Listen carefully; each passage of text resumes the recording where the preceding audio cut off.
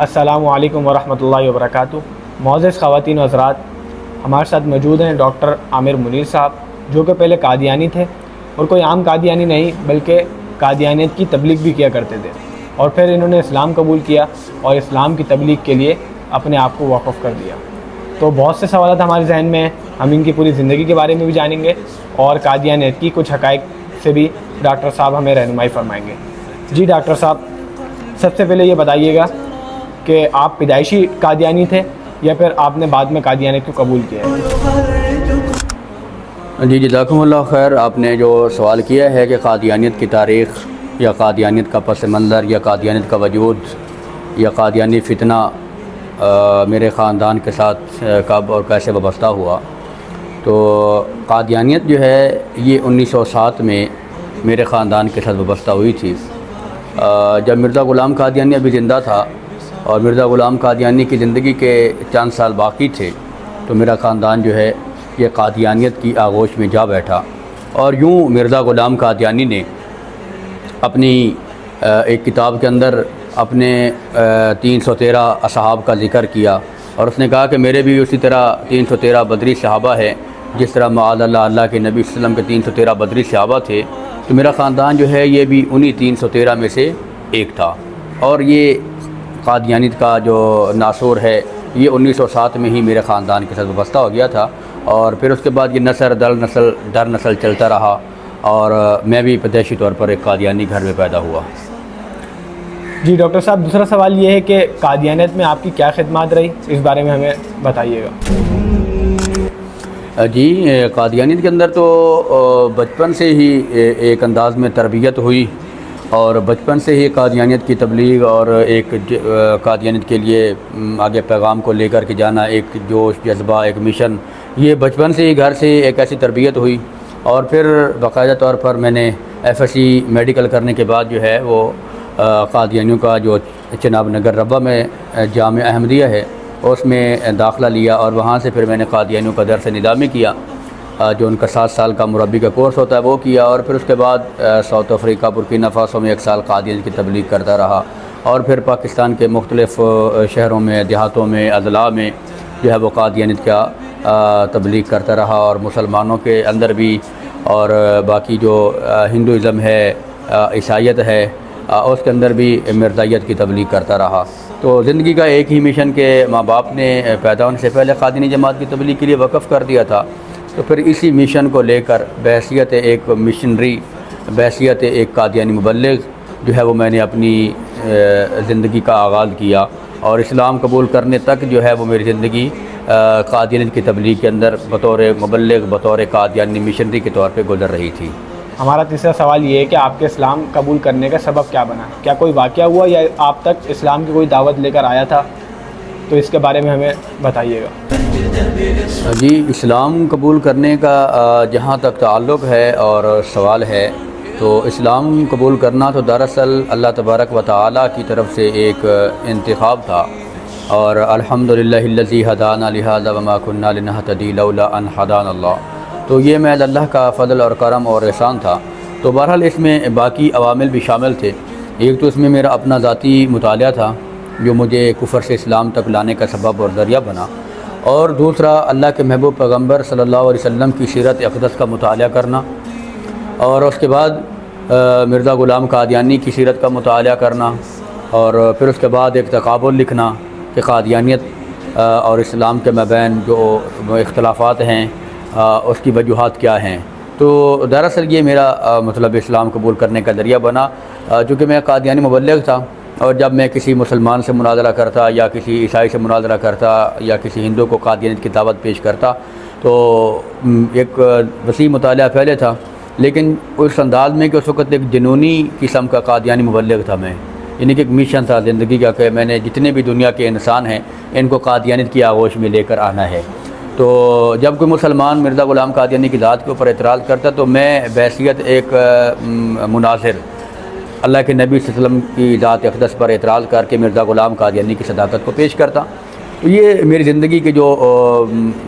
مطلب اس وقت ایک مناظرانہ انداز میں تھا، تو جو ہمیشہ جو مناظر ہوتا ہے یا مناظرانہ انداز میں بات کرتا ہے تو وہ ہار اور جیت کی طرف جاتا ہے، کہ میں نے اس کو ہرانا ہے یا میں نے اس سے جیتنا ہے۔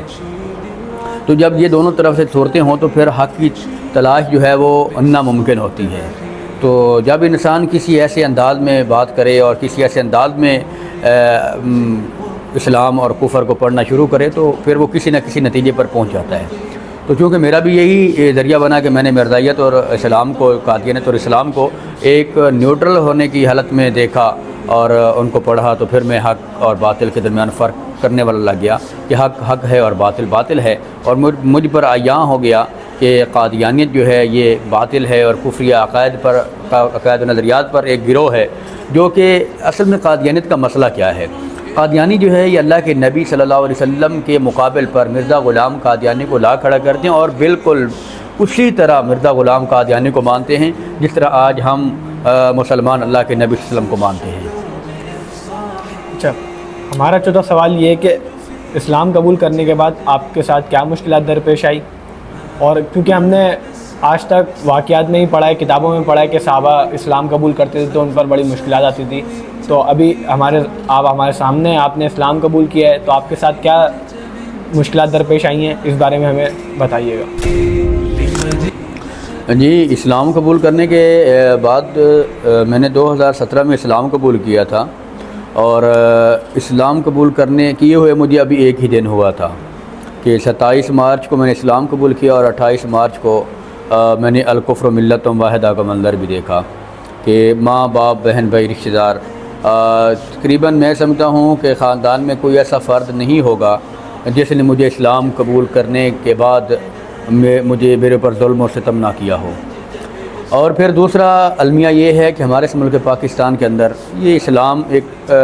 یہ ملک جو ہے یہ اسلام کے نام پر حاصل کیا گیا، اور اسلام کے نام پر حاصل کیے جانے ملک کے اندر آج یہ صورتحال ہے کہ صرف میں نہیں بلکہ مجھ جیسے اور بھی میرے بہت سارے نو مسلم بہنیں اور بھائی ہیں جن کے اوپر اس ملک پاکستان میں آج بھی غیر مسلم طاقتیں اسلام قبول کرنے کے بعد ان کے اوپر ظلم و ستم کر رہی ہیں۔ یہ صرف ایک نہیں بلکہ متعدد بے شمار واقعات ہیں، اور یہاں تک کہ ہم نے اپنے نو مسلم بھائیوں کے جنازے بھی اسلام قبول کرنے کی بدولت میں دفنائے ہیں کہ کفر نے جو کافر لوگ ہیں انہوں نے ان کو شہید بھی کیا۔ تو بہرحال اس کے اندر اسلام قبول کرنے کے بعد بہت ساری تکالیف اور مشکلات کا سامنا کرنا پڑا،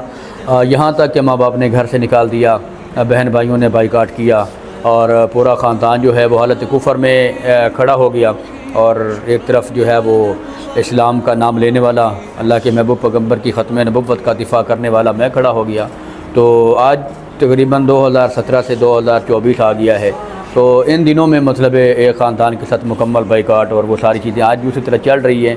اور یہ چیزیں اسلام میرے ایمان کا جو مضبوطی کا ذریعہ اور سبب بنتی ہیں کہ جب میں صحابہ کرام کی زندگیوں کو دیکھتا ہوں تو ان کے اوپر بھی اسی طرح کے معاملات ہوئے، انہوں نے اسلام قبول کیا، ان کے ماں باپ نے ان کو گھر سے نکالا، کسی کے اوپر ظلم و ستم کی داستانیں رقم کی گئیں، بلال رضی اللہ عنہ کو تپتی ہوئی ریتوں پر لٹایا گیا۔ تو بہرحال یہ ایک عمار بن یاسر کا خاندان، حضرت ام عمارہ رضی اللہ تعالیٰ عنہا کی قربانیاں، تو یہ سارا جو آج بھی وہی منظر ہوتا ہے کہ جب کوئی اسلام میں آتا ہے تو بہرحال اس کے اوپر ظلم و ستم ہوتا ہے، اور یہ اسلام چونکہ دراصل قربانی کا نام ہے، اور اسلام قربانی سے پھیلتا ہے، اور قربانی سے ہی انسان کا جو ایمان ہے وہ مضبوط ہوتا ہے۔ جی، ہمارا پانچواں سوال یہ ہے کہ آپ نے اسلام قبول کیا تو اب کیا مصروفیات ہیں اسلام کے اندر؟ اب آپ اسلام کے لیے کیا خدمت انجام دے رہے ہیں، اس کے بارے میں بتائیے گا۔ جی، اسلام قبول کرنے کے بعد اب جو میری مصروفیات ہیں، جو میری زندگی کی شبانہ رول ہیں،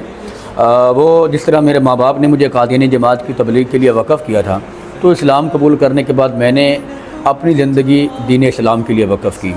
اور صبح و شام جو ہے وہ حضور رحمت عالم صلی اللہ علیہ وسلم کی ختم نبوت کے دفاع کے لیے، حضور رحمت عالم صلی اللہ علیہ وسلم کی ختم نبوت کے اہمیت کو لوگوں کے سامنے بیان کرنے کے لیے، اور حضور کے تحفظ ناموس رسالت کے لیے، اور اس کے بعد جو ہے وہ غیر مسلم ہیں ان کو دعوت اسلام دینے کے لیے میری زندگی گزر رہی ہے، اور الحمدللہ اب تک 2017 سے لے کر اب تک 2024 تک میں 85 خاندان کو حالت کفر سے اسلام میں داخل کر چکا ہوں، اور یہ مشن جاری ہے اور یہ سلسلہ جاری ہے۔ اب بھی بہت سارے خاندان جو ہیں الحمدللہ وہ اسلام کی جستجو میں میرے ساتھ وابستہ ہیں، میرے ساتھ جو ہے وہ رابطے میں ہیں۔ انشاءاللہ عنقریب 2-3 خاندان ایسے ہیں انشاءاللہ جو اسلام میں داخل ہونے والے ہیں، اور یہ سلسلہ انشاءاللہ جب تک زندگی ہے، جب تک جسم کے اندر سانس چل رہی ہے اور اس جسم کے اندر خون کا ایک قطرہ باقی ہے، انشاءاللہ یہ مشن جاری رہے گا، اور حضور رحمت عالم صلی اللہ علیہ وسلم کی ختم نبوت کا دفاع بھی جاری رہے گا، اور قادیانیوں کو بالخصوص مرزائیوں کو اور اس کے بعد باقی جو غیر مسلم ہیں ان کو دعوت اسلام دینے کا یہ سلسلہ بھی انشاءاللہ جاری رہے گا۔ تو میں آپ کے توسط سے اپنے ناظرین کو بھی اس طرف توجہ دلانا چاہتا ہوں کہ آپ بھی حضور رحمت عالم صلی اللہ علیہ وسلم کی شفاعت کے منتظر ہیں، اور وہ شفاعت محمد صلی اللہ علیہ وسلم مجھ سے اور آپ سے ایک چیز کا تقاضا کرتی ہے،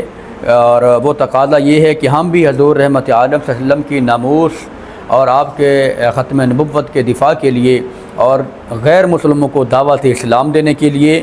جو ہے اپنے آپ کو پیش کریں، جانی طور پر بھی، مالی طور پر بھی، بدنی طور پر بھی۔ ہم ایک دوسرے کے ساتھ جو ہے مل کر حضور رحمت عالم صلی اللہ علیہ وسلم کی ذات کے ختم نبوت کا دفاع کرنے والے بنیں، اور غیر مسلموں تک پیغام حق کو لے کر جانے والے بنیں۔ یہ میری اور آپ کی ذمہ داری ہے۔